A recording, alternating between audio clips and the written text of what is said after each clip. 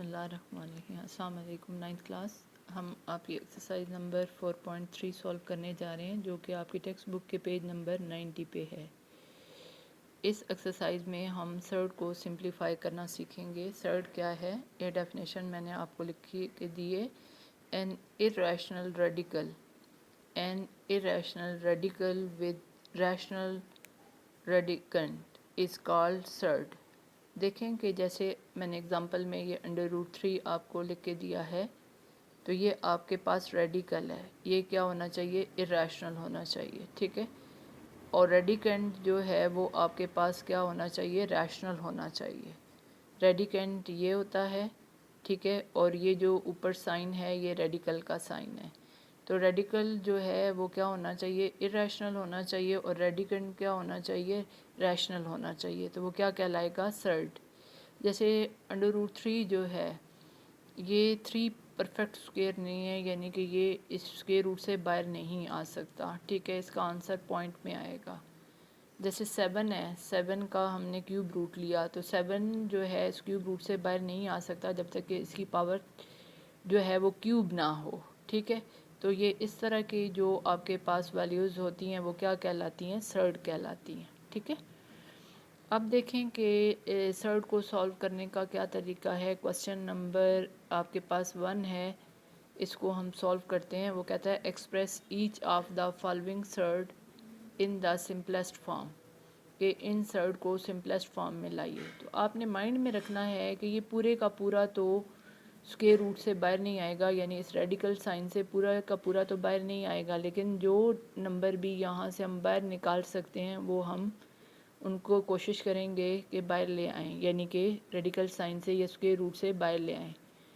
तो देखें कि 180 के आप ऐसे फैक्टर बनाएं ताकि वो पावर में आ जाएं, और वो क्योंकि यहाँ पे रेडिकल साइन जो है इंडेक्स में कुछ नहीं है, तो दैट्स मीन ये स्क्वायर रूट है, यानी कि जो भी आप फैक्टर बनाएं उनकी पावर 2 बने, ताकि वो इस 1/2 से कैंसिल होके बाहर आ जाए, ठीक है। तो देखें जैसे मैंने लिखा 9 मल्टीप्लाई बाय 4 मल्टीप्लाई बाय 5, 5 4 ज़ार 20 और 20 9 ज़ार 180।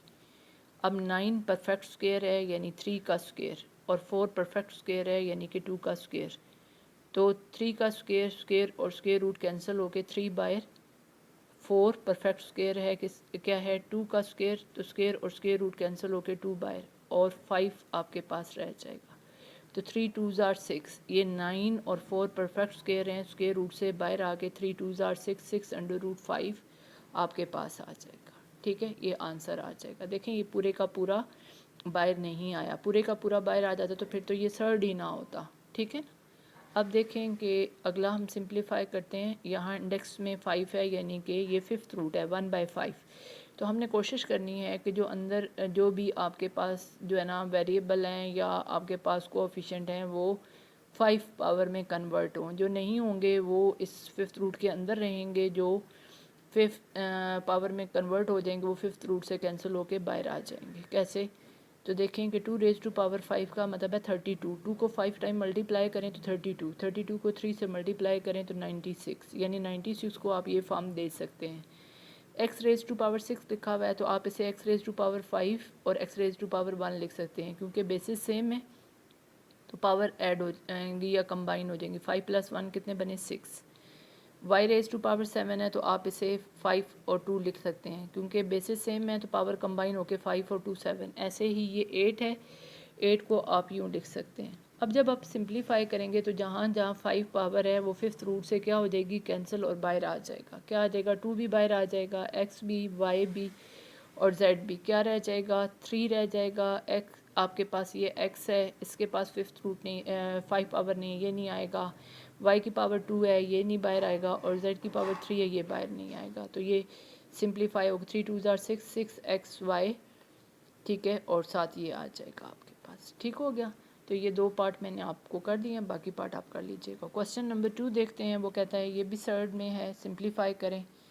तो अब देखें कि अगर रूट सेम हो तो इन सर्ड्स को हम एक सर्ड की शक्ल दे सकते हैं, यानी इसकी पावर भी 1/2 है, यानी कि ये आपके पास क्या है, 1/2 या ये रेडिकल साइन जो है इंडेक्स में कुछ नहीं लिखा हुआ तो ये स्क्वायर रूट है, तो ये भी स्क्वायर रूट है, तो एक स्क्वायर रूट के अंदर हमने इन्हें लिखा, तो 3 2 कितने बने 6 √6। अब 18 के हमने फैक्टर्स बना लिए 6 × 3।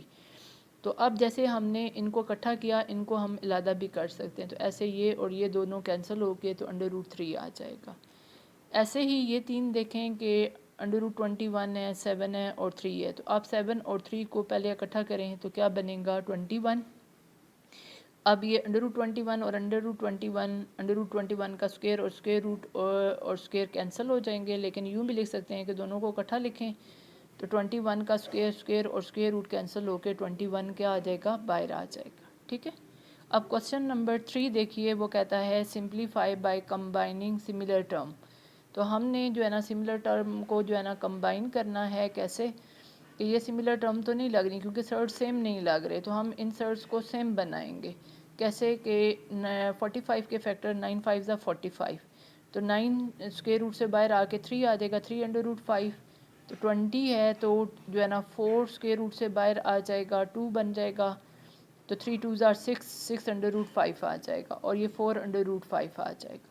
अब ये फॉर्म आ गई, गौर से देखें कि तीनों सर्ट सेम हैं। जब सर्ट सेम हों तो फिर उनको सिंप्लीफाई किया जा सकता है। अब देखें कि आपने ये भी √5 √5 √5 √5 कॉमन निकाल लें तो क्या बचेगा 3 - 6 और 4।